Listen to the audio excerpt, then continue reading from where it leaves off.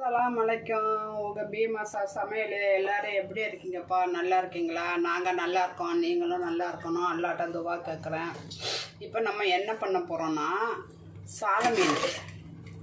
இந்த மீனுக்கு நம்ம ஒரு மசாலா அரைக்க போகிறோம். எப்படின்னா வித்தியாசமாக 1/2 கிலோ மீன். இந்த 1/2 கிலோ மீனை சுத்தம் பண்ணி உப்பு மஞ்சள்லாம் போட்டு கழுவி க்ளீன் பண்ணி வச்சாச்சு.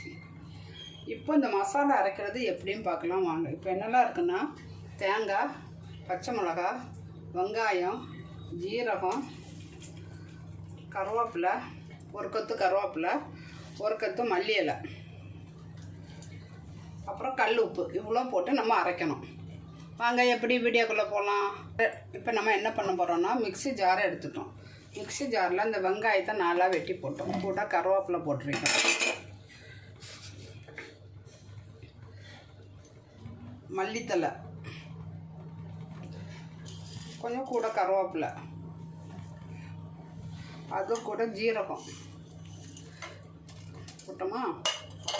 இது கூட தேங்காய். நான் கொஞ்சம் மசாலா ஜாஸ்தியாக வேணும்னு சொல்லி 1/2 பொரி தேங்காய் வச்சுருக்கேன். இந்த கிண்ணத்துக்கு 1 கிண்ணம் தேங்காய். இதுக்குள்ளே மஞ்சத்தூள், தனியாத்தூள். மஞ்சத்தூளும் தனியாத்தூளும் நம்ம ஒன்று போல் வச்சு அரைச்சிருக்கோம், அதனால இது போட்டோம். இது நல்லா மையாக அரைக்கக்கூடாதுப்பா, குறைன்னு அரைக்கணும். இது ஒரு 2 ஸ்பூன். நான் இப்போ மிக்சியில் அரைச்சிட்டு வரேன்.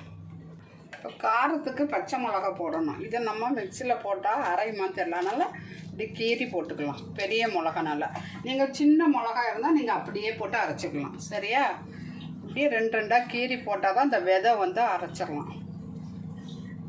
இப்போ நம்ம என்ன பண்ண போகிறோன்னா, இந்த மீன் இருக்குது பாருங்கள். இந்த மீனில் இந்த மசாலாவை போட்டோம். நம்ம மசாலா எப்படி அரைச்சிருக்கோன்னா, அவியலுக்கு அரைக்கிற மாதிரி குறைன்னு அரைச்சிருக்கோம்.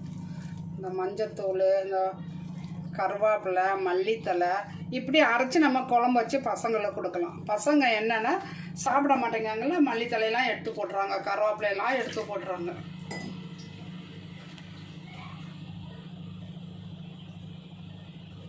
இப்போ கல் உப்பு போட்டுரும். கல் உப்பு போட்டுட்டு புளி கட்டியாக கரைச்சி வச்சுருக்கோம், புளி ஊற்றுறோம். இதுக்கு காரசாரமாக இருந்தால் நல்லா சூப்பராக இருக்கும். இப்போ இதை கையை வச்சு நல்லா மசாலாவை அப்படின்னு ரொம்ப தண்ணி ஊற்ற வேண்டாம். மீனில் எப்படியும் தண்ணி ஊறும். தேவையான அளவு உப்பு போட்டுக்கிடுங்க. இது மசாலா கொஞ்சம் நிறையவே இருக்குது. அப்போ சாதத்தில் போட்டு விரவி சாப்பிட்டோன்னா சூப்பராக இருக்கும். இப்போ இந்த மிக்ஸி ஜாரை கழுவி நம்ம இதில் ஊற்றிடலாம்.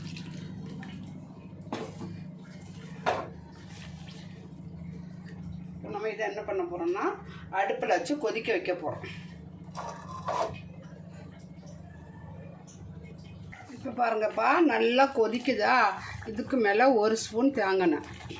நீங்கள் தேங்காய் இல்லாட்டி உங்களுக்கு நல்லெண்ணெய். சில பேருக்கு தேங்காய் வாசனை பிடிக்காது. ஆனால் இதுக்கு தேங்காய் நம்ம நல்லா அரைச்சிருக்கனால தேங்காய் வாசனை இருந்துச்சுன்னா ரொம்ப நல்லாயிருக்கும்.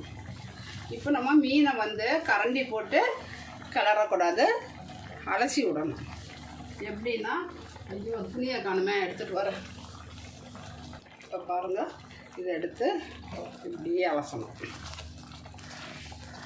இப்போ உப்பு காரம் இருக்கான்னு பார்க்கணும். அடுப்பை சிம்மில் விட்டுருங்க. மீன் வெந்துடும், மசாலா வாசனை போகணும். ஆனால் நம்ம மீனோடு சேர்த்து இந்த மசாலையும் போட்டு விரவி வைக்கனால மீனில் உப்பு, புளி, காரம் எல்லாமே நல்லா பிடிச்சி சூப்பர் டேஸ்ட்டாக இருக்கும். நம்ம அலசினால இந்த ஓரம்லாம் இருக்குது, இதெல்லாம் நம்ம அப்படியே சரி பண்ணி விட்டுலாம். நான் நிறைய மசாலா வேணும்னு 1/2 முறி தேங்காய். நீங்கள் கம்மியாக போட்டுக்கலாம். ஒரு 5 ஸ்பூன் தேங்காய் போட்டாலே போதும் இந்த ஸ்பூனுக்கு. இப்போ நம்ம உப்பு காரம்லாம் இருக்கா, அடி பிடிக்கக்கூடாது. இப்படியே லைட்டாக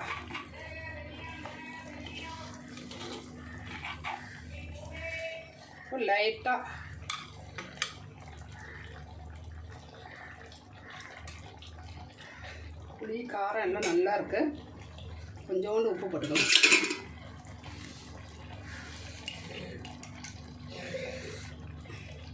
நம்ம கல் உப்பு போட்டோம்ல,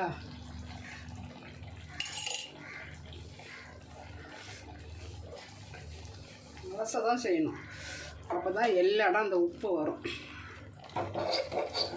இப்போ அப்படியே மூடி வச்சிடலாம். அவ்வளோதாங்க. இதை அப்படியே இறக்கிடலாம்.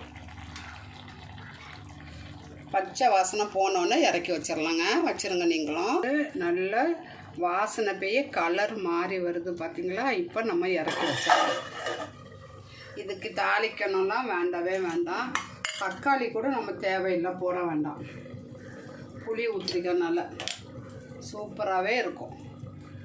நம்ம அந்த மீன் வச்சுட்டோமா, இந்த மீனை வந்து மீன் கூட நமக்கு ஏதாவது ஒன்று மீன் வறுக்கணும். இல்லாட்ட நம்ம என்ன செய்யணும், காய்கறி வைக்கலாம். நம்ம வந்து நமக்கு என்ன காய் பிடிச்சிருக்கோ அந்த காய் வைக்கலாம். இப்போ நான் என்ன காய் வைக்க போகிறேன்னா, அவரைக்காய், பீன்ஸு, முள்ளங்கி, கேரட்டு இவ்வளோ போட்டு ஒரு பொரியல் பண்ண போகிறேன்.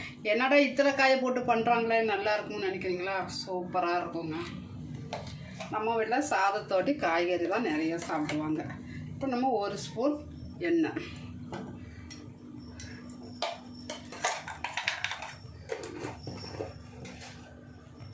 இந்த காய்கறியெல்லாம் வந்து முள்ளங்கிலாம் நம்ம எண்ணெயிலே வதக்கிட்டா நல்லது தான். சில பேருக்கு வந்து குளுமை ஒத்துக்காதுங்குவாங்க. அப்படிலாம் கிடையவே கிடையாதுங்க. நம்ம எண்ணெயில் வதக்கிட்டா எல்லா காயுமே சூடாயிரும். இப்போ நம்ம வந்து கடுகு போடலாம். ஒரு ஸ்பூன் கடுகு. உளுந்த பருப்பும் கடலை பருப்பும் போடலாங்க. அதுதானே நமக்கு நல்லா கடிச்சு திங்கிறதுக்கு டேஸ்ட்டாக இருக்கும்.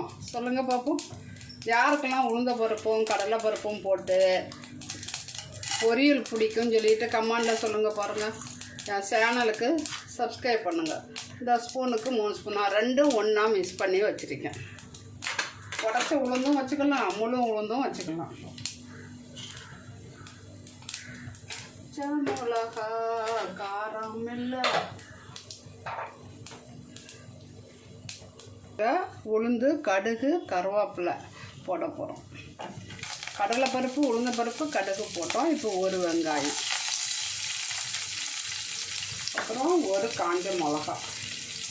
இது வந்து நம்ம முழுசாக ஏன் போடுறோன்னா, அது பிச்சு போட்டால் விதை வருது. அந்த காஞ்ச மிளகாவுடைய விதை வந்து ஒத்துக்காது, அது உடம்புக்கு நல்லது இல்லை அப்படின்னு சொல்லிட்டு எல்லாரும் சொல்கிறாங்க. பச்சை மிளகா கூட சாப்பிட்றலாமா. நான் நினச்சேன் பச்சை மிளகா தான் சாப்பிடக்கூடாது, அல்சருக்கெல்லாம் வந்து ரொம்ப கெடுதல் அப்படின்னு நினச்சேன். அப்படி இல்லைன்னு சொல்கிறாங்க. இப்போ வந்து ஒரு பச்சை மிளகா.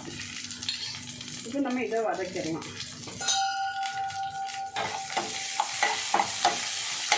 இல்லை காஞ்ச மிளகா கிள்ளி போட்டால் தான், 2ஆக பிச்சு போட்டால் தான் பிடிக்கும். ஆனால் நான் பிச்சு போடல, ஏன்னா பசங்களாம் சாப்பிடுவாங்களா, அதுக்காக. பாருங்கள், வீடியோவில் 1 செகண்ட் கரண்ட்டு போய்ட்டு வந்துச்சு, அதனால் வீடியோவில் காட்ட முடியல. முள்ளங்கி போட்டேன், கொஞ்சோண்டு முள்ளங்கி போட்டிருக்கேன். ஏன்னா நிறைய போட்டால் அந்த வாசனை வந்தால் பசங்க சாப்பிட மாட்டாங்க. என்ன சொல்லுவாங்க, முள்ளங்கியா? சில பேருக்கு சாம்பாரில் மட்டும்தான் முள்ளங்கி போடுவாங்க. இது நம்ம வந்து முள்ளங்கி பொரியல் பண்ணலாம், முள்ளங்கி கூட்டு பண்ணலாம், முள்ளங்கி சட்னி கூட வதக்கி பண்ணலாங்க. வடை பண்ணலாம், தெரியுமா உங்களுக்கு? முள்ளங்கியில் வடை பண்ணலாம். யாருக்கெல்லாம் முள்ளங்கி வடை வேணுமோ என் கமெண்டில் சொல்லுங்கள், நான் உங்களுக்கு செஞ்சு வீடியோ போடுறேன். இது நல்லா வதங்கட்டும். நம்ம கொஞ்சோண்டு உப்பு போட்டுடலாம். ஏன்னா உப்பு போட்டால் தான் அந்த வெங்காயம் நல்லா வதங்கும். 2ஆவது பார்த்துட்டு போட்டுக்கலாம்.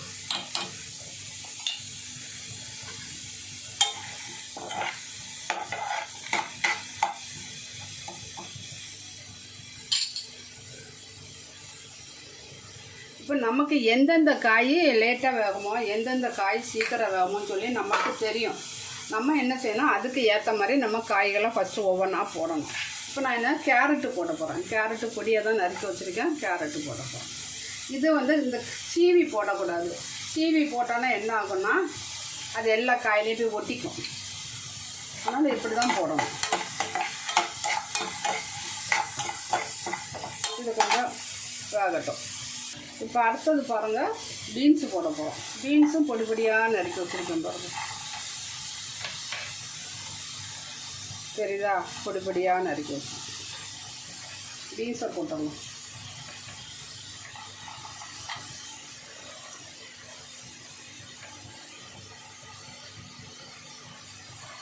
இப்போ அடுத்தது நம்ம என்ன வச்சுருக்கோன்னா அவரைக்காய்.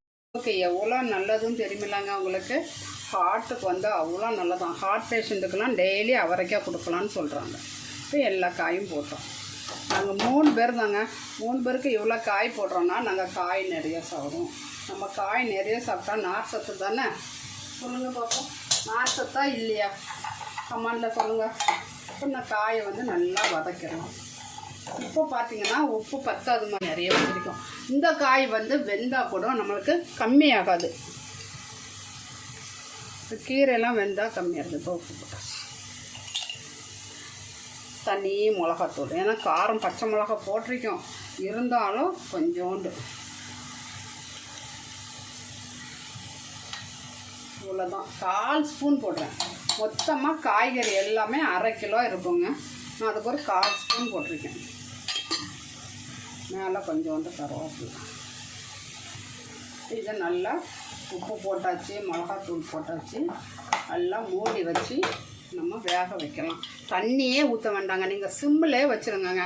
வச்சு அப்படியே கிளறி எடுத்திங்கன்னா வந்துடும். ஏன்னா நம்ம வந்து காயை வந்து எல்லோரும் கழுவி கட் பண்ணுறோம். நான் என்ன செய்வேன், அப்பவும் கட் பண்ணிவிட்டு நான் காயை நைட்டு கட் பண்ணி வச்சுட்டு காலைல பொரியல் பண்ணேன்னா காலையிலேயும் ஒருக்கா கழுவிடுவேன். ஏன்னா நம்ம காலையில் அர்ஜெண்ட்டாக செய்ய முடியாது. இதெல்லாம் பொடிசாக மெல்லிசாக, இப்போ பாருங்கள் எவ்வளோ மெல்லிசாக இருக்குன்னு. இப்போ பாருங்கள் இவ்வளோ மெல்லிசாக வெட்டுறோம். பீன்ஸு பாருங்கள். அதனால் இதெல்லாம் வந்து வெந்துடுது. இப்போலாம் அந்த காய்க்கெல்லாம் தண்ணி ஊற்றணும்னு அவசியமே கிடையாது. பாருங்கள் சத்தம் கேட்குதா?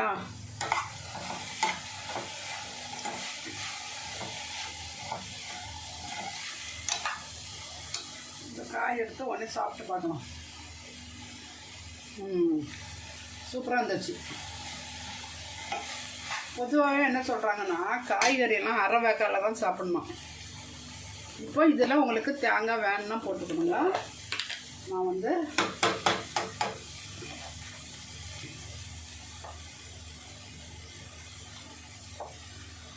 தேங்காய் போட்டுக்கிறேன். தேங்காய் போட்டால் நல்லா சூப்பராக இருக்கும். இதே மாதிரி நீங்கள் செஞ்சு சாப்பிட்டுட்டு எப்படி இருக்குதுன்னு சொல்லிட்டு கமெண்டில் சொல்லுங்கள். என் வீடியோவை ஃபஸ்ட்லேருந்து லாஸ்ட் வர பாருங்கள். சேனலுக்கு சப்போர்ட்டு கொடுங்க. லைக் பண்ணுங்கள், ஷேர் பண்ணுங்கள், சப்ஸ்கிரைப் பண்ணுங்கள். பக்கத்தில் இருக்க பெல் பட்டனை கிளிக் பண்ணுங்கள். பார்த்தீங்களா எவ்வளோ சூப்பராக இருக்குன்னு. வெள்ளை பச்சை சோப்பு அன்றைக்கி அப்படி தான் காங்கிரஸ் பொரியல் சொல்லி ஒன்று போட்டேன். கேரட்டு, பீன்ஸு, முட்டைக்கோசு. யாருமே பார்க்கலாங்க, 20 பேர் தான் பார்த்துருந்தாங்க. அதே கஸ்டமருக்கு வியூவர்ஸே போக மாட்டேங்குதுங்க. என்ன பண்ணலாம் சொல்லுங்கள். உங்களுக்கு ஏதாவது ஐடியா இருந்தால் கமெண்டில் சொல்லுங்கள். சூப்பரான பொரியலும் ரெடி. வாங்க சாப்பிடலாம் எல்லோரும். நீங்கள் வந்து இது கூட ரசம் கூட வச்சுக்கலாங்க. இப்போ நான் வீட்டில் ரசம் வச்சேன்னு வச்சுக்கிடுங்களேன், மிஞ்சி போயிடும். அதனால் நான் வைக்கலை. அஸ்ஸலாமு அலைக்கும்.